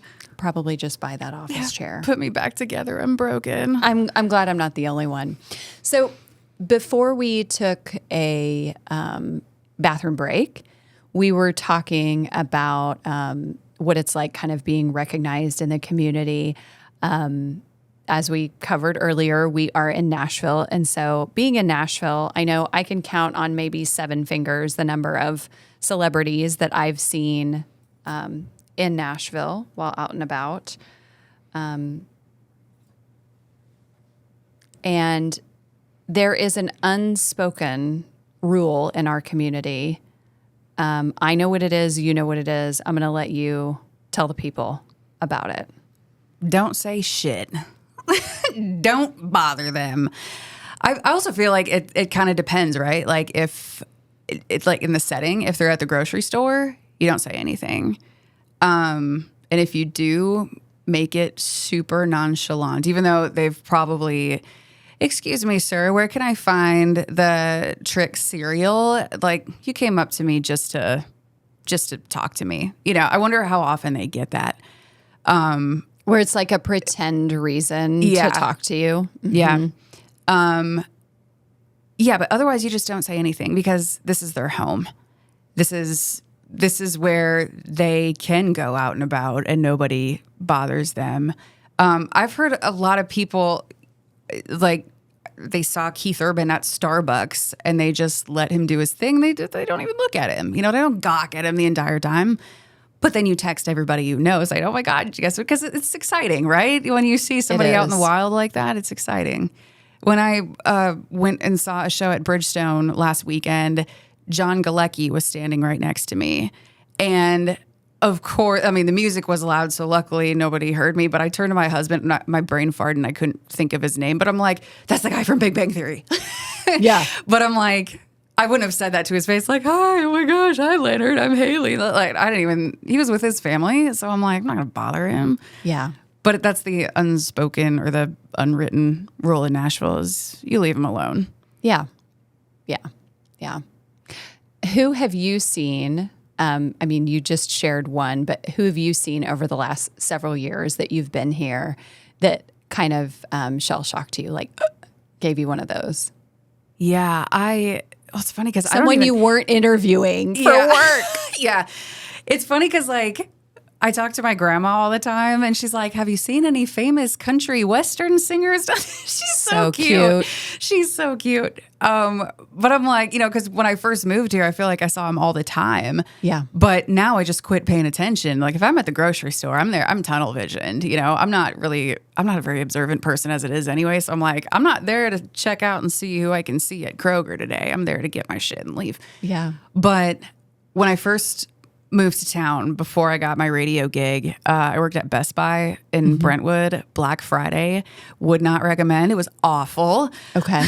But Mike Fisher, who used to play for the Nashville Predators, Carrie Underwood's husband, he was waiting in line to be cashed out, and for some reason everybody was just kind of standing around like frozen solid, like staring at him. And I was kind of waving him down. I'm like, Are you ready to check out? And he checked out, and that was it. And when he left, everybody's like, that was Carrie Underwood's husband. Oh my God. I'm like, I thought you guys don't do that down here. It just depends on who it is or whatever. But yeah. And yeah, I felt I thought it was really cool because he got the cheapest USB drive too. He's loaded and he got the cheapest USB. But still saving that money. That's how you stay loaded. Yeah, exactly. I just thought, I'm like, oh, that's kind of cool. But I didn't say anything to him. And I'm like, maybe I could be like, oh, wow, it didn't go through. Can you sign this piece of paper and then keep it? I'm like, no. That's obvious, right? So I just let him check out and that's it. But of course, I've texted every single person in my phone what just happened. But it's like, you just don't say anything to him. I'm always fascinated by people's, I think it is one thing when you encounter celebrity to give a compliment quickly and walk away so that it's more like, I'm giving back to you, or thank you for making your music. I've done that before. Yeah. Thank you for the music, and kept walking. Because then it becomes about trying to give back to an artist or a celebrity that's been made meaningful work or been meaningful to you, yeah. And not about taking more from them, right? Asking for a selfie, asking for an autograph. And this is just me, everybody's different, but my opinion has always been, it's fucking weird to stop someone in their daily life and ask if you can have their time. Mm-hmm. It's rude. I think that becomes very, I think, because, for example, if you see somebody like out in public and if they turn you down and say, I'm sorry, I'm with my family, a lot of people will think that's rude, and it's not rude at all. It's setting a boundary, and it's simply that, because when you put yourself in their shoes, it's like, hey, I'm having a great time with, my mom is in town visiting, or right. A friend that I haven't seen in a long time is visiting, and we're at wherever you are. Like, oh my God, I love you so much. Can I get a picture with you? Whatever. It's like, this is really taken away from my time with, and unfortunately, like, no matter how nicely they say it, they just come across as rude, and that's not the case at all. Here's another one I just thought of. Yeah. Several years back, I was at a show at Fontanelle where Barbara Mandrell's old house was. Mm-hmm. I was at a show there, and Kid Rock was there. Yeah. And he lives in the neighborhood. Yeah. I live up there. Do you? Mm-hmm. Yeah. in his neck of the woods. But yeah, he was at this show, and this person, like, we were in a group, but the one person went up and he's like, "Oh my God, can we get a picture with you?" But then it wasn't him, but it was like the person that he was with. He's like, "Actually, today he's not taking, pictures. He appreciates, that you love his music, whatever, but he's just not going to take pictures today." And, oh my God, what an asshole. I'm like, that's not an asshole move at all. That's actually, and he was very nice about it too. So unfortunately, just being not even turned down. It's just, I think it goes back to this thing that a lot of people we're human beings, so we're hardwired to be self-focused. Yeah. Whether it's we're in our anxiety spiral before we're conducting an interview, or we're having our moment where our heart feels a certain way and we're freaking out. We're not thinking of, in this moment, my need is, I want a piece of this person's time, and you're not seeing it from the other person's perspective. Right. But I think we would do well as a society you can hold space for your desires and your need in any given moment, and also and start fucking thinking about the other person's need too. I love what you said too about just like a quick, "Hey, your music has inspired me. I appreciate it," and just move on. Because, like, going back to my sister too, like, if she went around in uniform or went out to public places in uniform, and if I was with her, people would constantly be like, "Thank you for your service. Thank you for your service." And I love that. But I asked her, I'm like, from your perspective, I said, does that ever get old? And this is a serious question, of course. I'm like, does it ever get old or does it ever lose its meaning? And she said, no, because if someone, if you went out to the grocery store and 10 people said, "I love your hair. I love your hair. I love your hair," would that lose its meaning? No, it's still a great compliment, So when people say, "Thank you for your service," she's like, no, it doesn't get old. And I thought that was really cool. I like that you asked that question too. I in a previous podcast, the person that I was interviewing was talking about the first time we met. We didn't know each other, but we had been introduced, and I was wearing camo pants. And I want to just sideline just for a hot second. I feel as a non-military person, I do have feelings about being in public and wearing camo pants, because there are reasons that people wear this gear. I'm aware that I'm basically practicing drag, the art of drag. But I'll be damned if they aren't the most. I have both like a fake, it's literally just a pair of Levi's with camo print. And then I also have a like military issue pair of army pants. Nice. Aren't they so comfy? The pockets, girl. Yeah. You don't even know until you've put them on. They're so great. I was back home one time. So two quick little sideline stories. I was back home one time, and an older gentleman asked me if I served. And I said, "No, sir. I'm just wearing the pants because they're comfortable." And I also was like, "Did you serve?" And he was like, "No, I didn't." And I was like, "Well, I hope you're not offended by me wearing these pants. I am aware of the power that they can hold. But I just like them because they're comfortable." And he was very sweet. Yeah. About it. I was hoping that wasn't going to get heated and be like, "Listen, you shouldn't be wearing that." No. He was very respectful. And the question is a fair one. So when I do wear those out in public, I'm aware that people might think I am of the cloth, as it were. I've also had an interesting conversation with someone who I found out was a service member, and I said, "Thank you for your service." And he responded with, very thoughtfully and cheekily, he said, he sort of chuckled and he said, "I always think it's funny when people thank me for my service," because he served in Vietnam. And he said, "Because you don't know what I did over there. I might have been sitting on my ass." And I said, "Well, were you sitting on your ass?" To your sister's point, eating lobster, but also almost getting fucking blown up.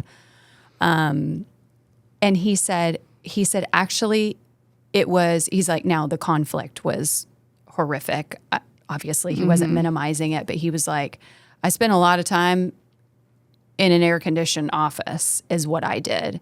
And I said, here's what I'm thinking in my brain when I say thank you for your service. Even if you've never been deployed, you have made a conscious decision in your mind to serve your country in a way that not everyone is brave enough to do. And just you making that decision is enough for me. And that's, for me, that's not just relegated to the military. That's relegated to a lot of jobs. I mean, if you're out there painting stripes on our roads, bless you for doing that beautiful and important work. I'm kind of a secret, like, little crunchy little hippie, though. Like, I mean that shit. And so I mean it when I say it to our servicemen and women, too. Yeah, I love that. I really love that. Just enlisting alone is such a bold move. Not everybody has, even thinking about it, you know, I could never, you know, and I could also never. Yeah, they have radio gigs in the military too, and I considered it, but when I found out you still have to do the basic and AIT training, I'm like, oh, no. I just want to sit in a studio and talk. That's all I want to do. Yeah. But it takes such courage to just even make that decision, like you said. It really does. It really does. So I loved hearing your celebrity encounter stories. Do you have any more that you want to share? Oh my gosh. I have a lot, and from like a professional, you know, level. I will say one that just stood out immediately is Alice Cooper. Okay. It was one of those things where I'm like, I have absolutely no time to talk to him. They're like, when they present you like, hey, there's an interview opportunity with Alice Cooper, you freaking take it. I'm like, I don't have time for this, but I'm going to make time because, 100%. oh my God. And Alice Cooper is one of those artists that, you know, my dad listened to. So I knew a lot of Alice Coopers growing up. Mm-hmm. Weird Reba and Alice Cooper, but that was my household. But I'm like, oh my God, I'd be honored. So yes. Fancy and Feed My Frankenstein. Hell yes, girl. I yes, like it. Girl. I like where it's going. Yeah. But it was over the phone. So I'm like, okay, but so yes, that hard yes. But I'm like, where do you even start? This man has just like a 75-year career, not that long, but you know what I mean? Yeah. Where do you even start? He's a legend. Yeah. So I'm like, okay, you know, and this was shortly after COVID. So I'm like, I guess I'll talk about, you know, COVID. Oh, was it hard? Was it whatever? I'm like, I don't know what to say to this guy. I have no idea what to say to this guy. So it was about a year before my wedding. Mm-hmm. And I'm like, well, one thing that I know about Alice Cooper is that he's been married to his wife for over 40 years. Hot. Yeah. Super hot. Yeah. And I said, well, I'll close this out. You know, I'll ask him, you know, the basic stuff or whatever. But then I'm like, I'm going to close this out with like, hey, you know, you've been married to your lovely wife for this many years. Do you have any marriage advice for me? And if that wasn't the most heartfelt, but I was just covered in goosebumps by the time he was done talking to me. And because I was expecting, you know, like, hey, I'll leave you with this. You know, do you have any advice for me? Don't go to bed mad. Yeah. Yeah. That's what I was expecting. Right. Oh, you know, be each other's best friend, always laugh. And that's what I was expecting. Hayley, you know I'm for sure going to ask you what Alice Cooper's marital advice is. You're going to have to like Cliff's Notes it for me right now because I want to know. I will. I've Okay. listened to this bit of information over and over again. And as he was saying it, I'm like, is this really happening right now? Is he giving me the most solid advice ever? And when I asked him, I said, I'm getting married less than a year from now. Do you have any advice for me? And he said, yes, a couple of things. And he starts going off. And I'm like I said, while you say this, I'm like, what the hell is happening? But he's like, first, don't believe the sitcoms because the sitcoms are always, you know, the man is in charge or the woman is in charge and they're plotting against each other. He's like, that does not work. He's like, my wife always says it should be, or, you know, they say it should be 50%, 50%. He said, my wife says it should always be 100%. And he said, don't marry the person you love, marry the person you're in love with, because that means they're going to be in love with you. And what did he mean like going. that? What do you think he meant like that, by that? Like, don't marry the person you love. I almost interpret it like when we were talking earlier. It's like, your friends, like, I love you. And, we're going to mean it. But like this person you love that you're marrying is a much different kind of love. You have to be in love with that person. And that's deep, soulful. Yeah, that was my interpretation of that. And he said one other thing too, but it was just one thing after the next. And he's like, oh, and another thing is I'm like, oh my God, he didn't have to go this hard, But then he said, he kind of closed out with, my grandparents were married 60 years. And he's like, I come from a long line of happy marriages. And I said, telling me that personal part about him too, I thought was so cool. And I said, yeah, my parents met and got married 3 months later. Wow. And they've been married 35 years. Do they have a good marriage? I think so. Yeah. I think they have a badass marriage. That's They beautiful. have a very big mutual respect for each other that I absolutely love. Heck yeah. Mm-hmm. But for him to give me that advice just completely surprised me in the best way possible. Because like I said, I was just flooding him with a bunch of questions because I'm like, I don't know what to ask you because there's no way I can ask him something that he hasn't been asked before. Of course. But for me to just be like, do you have any advice for me? And he was talking about his wife like she was the most amazing one. He's like, I'd rather be with her than anybody else on the planet. And what a freaking amazing dude, getting that advice from him. Yeah. And the fact that it was Alice Cooper too, I'm like, what is going on? But that took me by surprise, and I will never forget that. That's so rad. Is that like top two kind of interactions that you've had during your career? Or is that just like one of like 55? It's not that many. I'd say it's definitely in my top 5. Yeah. For sure. Yeah. That's beautiful. Because it's not so much something...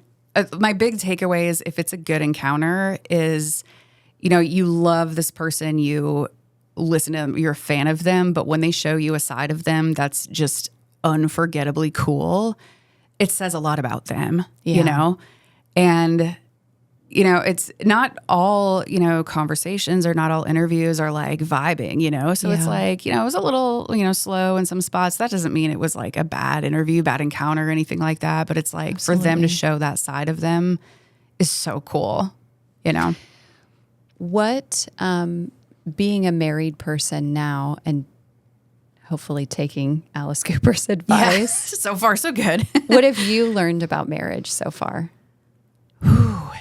It's not... It's not a sitcom. It's not a sitcom. You're right. I was about to say it's not a movie, like I'm awful. My favorite movie in the whole world is Titanic, and I will not be ashamed to admit that ever. Yeah. It's a good one. It's a good one. Haters gonna hate, but I absolutely adore that movie. Who are these haters? Get them in here right now. Some people talk about Titanic like they make fun of Nickelback. I don't understand it, but there's like, oh yeah. I mean, James Cameron even says it's his $1 billion chick flick because that's not a chick flick. There are people dying. There's strife, brah. I know. Come on. Have you seen the Nickelback documentary? Not yet. It's so good. Is it good? It's really well done. It's beautiful. I love a come up. I love a tasty little everyone sit down moment in celebrity culture. Yeah. Yeah, good for them. It's really well done. Okay. Definitely watch it. It's called Love to Hate, right? Yes. Yeah. Yeah. I'll have to add that to my list. It's good. It's good. Okay, so Titanic, favorite movie, no shame in that game. I fully support you, my queen. Tell me what you've learned about marriage so far. Yeah, it's basically, it's going to sound cliche, but it's not rainbows and butterflies. It's amazing. I love being somebody's wife. I adore it. I love that I have a husband. It's safe. It's like a safe place. Do those words mean something to you? Yes. It's so cool because like when you're on this team with this person that you care so much about,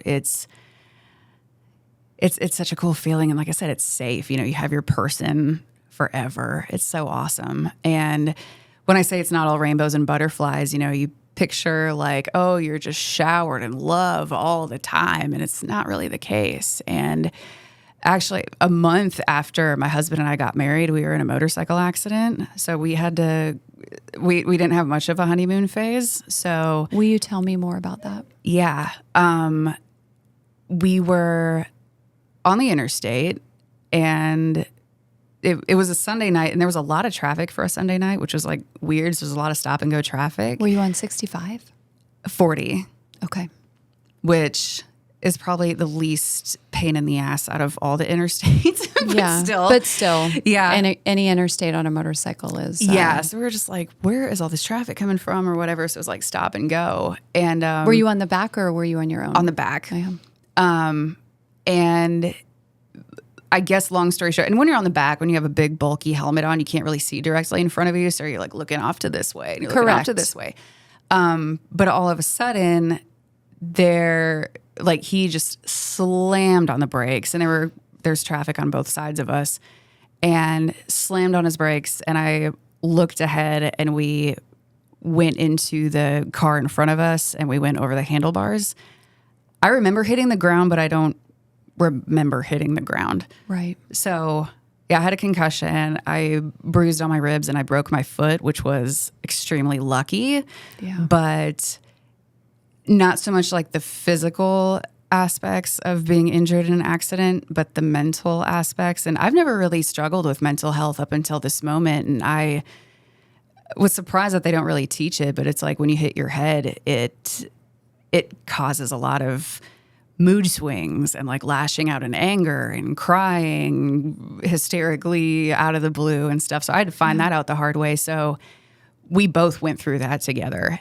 And I almost thought, I'm like, oh God, once we get through this, we are going to have these stories like we made it through this together, and oh, we're going to be so much stronger because of it. And it really didn't go that way. It caused a lot of tension, and it caused a lot of, this.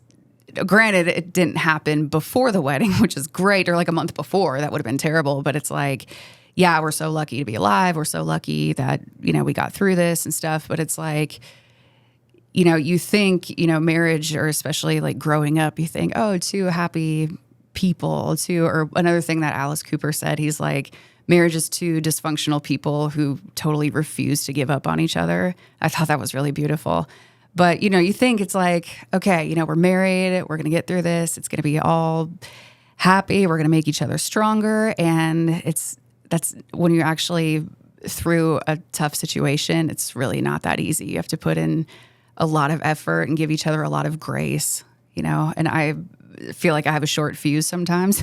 But it's like you have to really, based on how you think and how you act, you have to always keep that person in mind, which is a challenge, but it's, once you face challenges like that together, it really does make you stronger in the end. So it's certainly something to go through having a partner during a medical event or crisis, but having to go through a medical crisis together, but in different ways, must have been so difficult. Were his injuries similar to yours? He tore his LCL and he broke his thumb. And that was the weirdest part about the accident. I'm like, why did we get such random injuries? Yeah. Like I said, I'm so grateful it wasn't worse than that. But he had he broke his thumb, he tore his LCL, and of course his thighs were bright purple for the next 2 months. What is an LCL? I don't know where that is. It's in your leg. Okay, what part like of your your leg? knee, I think. Oh, okay. Yeah, and I think it's all based on how we landed. I used to know, but then it's part of your leg, like a muscle or a tendon or something in your leg. Okay. I'm not a doctor. It's fine. The doctor was talking to me, and then they were telling me all the bones that I broke in my foot, and I'm like, I don't remember the name of those. Yeah, it's my foot. Well, I'm sorry that happened to you guys. That's my husband and I both write as well, and it's no joke. Yeah. It's no joke. What do you ride, just out of curiosity? I have had 2 Harleys. I just bought a new one a few weeks ago. And actually last night, Jonathan and I went out. He rides a BMW currently. And the first time I rode my bike was about a week ago. And I scared the shit out of myself because it has the biggest engine in it that Harley makes. It was an upgrade. I ride street bobs. And so it was an upgrade from my last bike. But the ride and the shifting is completely different. And so I did one of those, like I wasn't in our driveway, but I was down the road a little bit when I first took it out to ride. And I was both scaring myself and the knowledge that like my husband heard my bike do that and now he's going to be worried about me. Yeah, it's just learning the bike has been interesting. So he and I went out last night and I said, what I want is for you to ride with me so that when we're at a stop sign, I can bitch to you about what I'm having trouble with. And it's weird having ridden for this long and I feel like a baby again. Like I'm on a new bike and I'm like fucking it up and my shifting is really sloppy. I can't get the thing into neutral when I stop. And then I was like, oh yeah, back in the day when I learned to ride, like I had that problem with my first bike too. So just being patient with myself. I also have a lot of respect for the machine. I have a lot of respect for what it means to be on the road and be smaller than other people. Accidents happen. My father was the vice president of his motorcycle club. I grew up in biker culture. Yeah. And my father passed away from a motorcycle accident. Oh my gosh. So I have significant history around motorcycles. And again, in that way, also just having a deep respect for the danger of that activity. I don't do anything else in my life that I would consider dangerous or adventurous at all. Namely, I don't camp, girl. I don't like it. If I ever camp, it's being forced upon me by my family. Girl, I also hate camping. I only camped at Bonnaroo because I can't afford a hotel. Granted, it was fun with her. And it's at a music festival, but no. My favorite part about camping is when I don't do it. Okay. I feel that. Okay, so earlier when you were talking about meeting your best friend, I thought you guys were also vibing because you loved camping too. No, you were just going to camp because your boyfriend at the time was going to do it that way. The universe was just like, well, here's someone who's going to be more meaningful to you and they camp. You're welcome. I'm glad I camped with her because I would have been bitching the whole time about how hot it is and how, I actually went camping with a couple friends of mine 2 years, like legit camping, like on a campground. I didn't like it. The company was great, 10 out of 10. And we were all just like sitting around a fire and like talking and drinking beer and stuff. And I'm like, I can do this at home. Yeah. I'm tired and hot. Or indoors where there aren't any mosquitoes Right. and I'm not sweating so profusely. And it stormed the whole time. Oh, gross. And I'm like, this isn't fun at all. I have always considered camping to be white people shit because I'm like, leave it to us to be like, let me create my own hardship because I don't have a struggle in my life. It's so like, there's something about camping that feels so bougie for, I think, people like me. It's like, you have a roof over your head, go ahead and use it.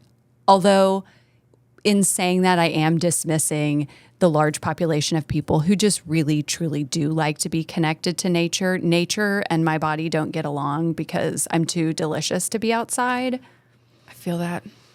So you too, do you get eaten up? Oh, yeah. I go up to my mailbox and back, and I've got a fresh 12 mosquito bites on my legs, and I'm over it.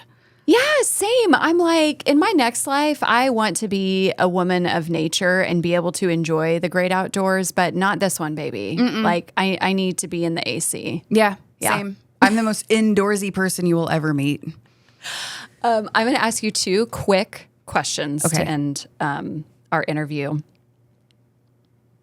The first one is, what's pissing you off right now? What in the world is pissing you off? It doesn't have to be a long thing. You can go as long or short as you want, but what comes up? Oh, the first thing that came to mind is people bitching about politics on Facebook, because we can leave that in like 2009, 2010. Like, if you voted for this person, then don't be my friend. I'm so over that. Yeah. Actually, my best friend and I have opposite political beliefs. I Okay. still love her to death. That's beautiful. I don't agree with her. She don't agree with me. So what? We're still friends. I think the more we people talk about the fact that we still love people in our lives who don't think like us, I think we're fucking winning. Like, that is such a move that is of the people and for the people, and not about those people that don't live our lives and aren't really serving us. I think I love that both sides or all sides can agree on one thing, and that is they're not us and they don't know. Right. We can agree on that. Mm-hmm. And I don't think they've figured out yet that we have that insight. And when push comes to shove, we're going to choose us and not you. Yeah. Even if we don't see eye to eye on things like policy. But when you really talk about, and we won't, but like when you really get into policy, it's fascinating how, like, a lot of my family members, some of my besties too, don't think the same way that I do. But when we get in a room and we talk about these things, oh, looky here, we agree on most of the shit. Because we all just want to have easy, safer, comfortable, protected lives. Yeah. And it's all based on priorities too, right? If your priority is how, this person in their speech wants to prioritize this, okay, then you're going to side with that person. If your priority is this, that, the other thing, and the other person's focusing on that, it's, then it's based on priorities. And also, politics has nothing to do with my identity. It's not a part of me. I'm not a politician. So it's like, it's all an opinion, And it's simply like, I love this band. Well, I hate that band. Well, don't be my friend. It's like, it's so silly. When you put it in a context like that, it does become really, really simple. I think where people struggle right now is around, I think there's one piece, and this is just my opinion, is the hate piece. If you don't see eye to eye, but one of you has a lot of hate, I think that's the thing that's hard to get over. But I think what is a combatant for hate is communication. Yeah. And just being open-hearted on all sides. But those conversations are difficult, and it's much easier to not have them in person and just talk shit on Facebook or insert your platform here. Yeah. I could never hate somebody based on their political beliefs. I think that's just silly. And I could be, unless they took a personal attack at me or jab at me or something like that, then, okay, that's different. But people saying, I don't want to be friends with you because of who you voted for has got to go away. Okay. I've never understood it. Okay, that's what's pissing you off. Yeah. I love that. I love that. What is giving you just a ridiculous amount of joy right now? Ooh, so the opposite. Why was it so much easier to answer the thing that's pissing me off? What's giving me so much joy right now Take all the time you need. is... I mean it. It could be more than one thing too. Yeah. I feel I am at a great place in my life where I have checked all kinds of boxes. Like, I have a lot of things that I've hoped for right now, currently, or I'm about to have. I have an amazing house. I have an amazing husband. I have 2 cats and a dog, and I'm fucking crazy about them. They are my children. Yeah. I'm that person where my pets are my kids. That's fine. That's have totally fine. Amazing friends. My family is amazing. Like, there's no crazy stories with my family. No like weird spots in family history. Like, I just have a very solid family. So therefore I have a very solid foundation that I grew up on. I have memories with all four of my grandparents. I still have my grandma left, but I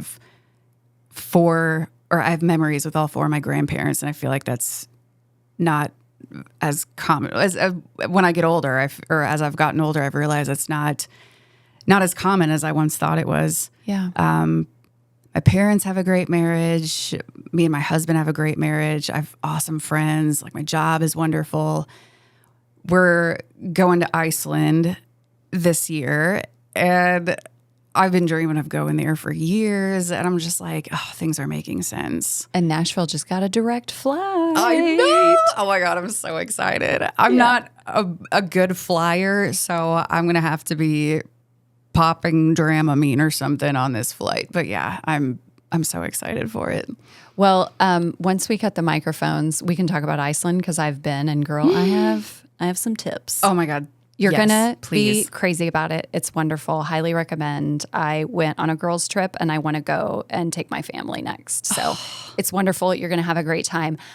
I just want to say I hear a lot of gratitude in your voice when you talk about all these things, and I think it's one of those reflection points that, as people, we sometimes forget to take the time to do. It's why I like to ask questions like that. To just share space with people and take a minute. And it's exquisite when you can get to a place in your life, and honey, you ain't that old. Like, you're a baby still. Like, get to that point where you're like, wow, I'm looking back and I've checked boxes. There are so many people that don't get to check one or two boxes, but you're like, oh my gosh, it sounds like you're a person who, well, I know you're a person who knew what she wanted early on as far as a career, and you've done it. Not everybody can say that. If you were a person who wanted to get married, were you a person who wanted to get married? Yeah, I guess. Yeah, I've been very like self-sufficient, like very career driven. Yeah. Most of my life, but yeah, when they say when you know, it's like this one's different, you know. It hit you like that. Yeah, when I wanted to marry him, I wanted to marry him. So yes, no and yes. Yeah, that makes sense. Yeah. But it sounds like you're in a place where you're happy with where you are, you've checked boxes, but even in checking those boxes, looking back and being grateful for things like your elders being around and realizing that not everybody has that. The only thing that gratitude can do is more good. Mm-hmm. And so it's nice to sit with a stranger and hear a little bit about their lives and hear that you're in that space. Thank you. Cool. Thank you for sharing that. Yeah, with me. of course. Okay. Is there anything else you want to say before we stop the cameras and cut off the microphones? Just anything at all? Sure. I'm going to start a podcast as well. Okay. It's called The Real MP3s. Okay. And it's about, like we were talking about, celebrity encounters, band interviews, but it's all positive. I love that. Anytime a famous person has gone above and beyond, or because they say, never meet your heroes because you don't, what if they're an asshole? You don't want to be, want to look at them differently, but it's like, no, not that. This is why you should meet your heroes, because if you love this band, hopefully this experience that I have with them is going to make you love them even more. And I'm going to hopefully have some people on the show and have guests and listener submissions and stuff. So it's going to be all just positive experiences. Well, I have one question, and that is, are you going to ask Alice if he wants to come back? Oh, my God. Oh, my God. Listen. That would be the highlight of my life. If I can get him in my freaking office and be like, Alice, tell me about a cool person you've met. Oh, I love that. You can take a little clip of this show, tell the story, do your show. I love that. I'm looking at my beloved, and he's saying hi. Okay. Yeah, a little plug at the end. Okay, so it's called the Real MP3s. Okay, do you know anything more about it yet? Like where you're going to be, when it's going to come out? Is it just an idea right now? Tell me more. I'm in the baby stages of it. I signed up for all the things to have it launch. So it's going to launch June 4th, and I'm just working on soon. Yeah. So I'm just working on just recording some episodes and getting them out and just keeping up with social media pages and stuff like that. So, Well, I wish you all the luck. You Thank deserve it. And we'll be tuning into yours too. awesome. Thank you for being Thank here. you for having me. Shut it off, Jonathan. If you live in the Nashville area or are visiting soon and want to be a guest, email us at jonathan@freshconsumables.com. That's JONATHAN@freshconsumables.com. Our show is executive produced by Sherry Day, Farley Day, and John Arnold. Produced, edited, and engineered by Jonathan Cossack. Additional camera work by Andrew Herner. Designed by Josh Ford. Want to hear more of Surprisingly's meaningful and unpredictable conversations? Subscribe now wherever you get your podcasts. I'm your host, Bridget Deanahan. Thanks for listening.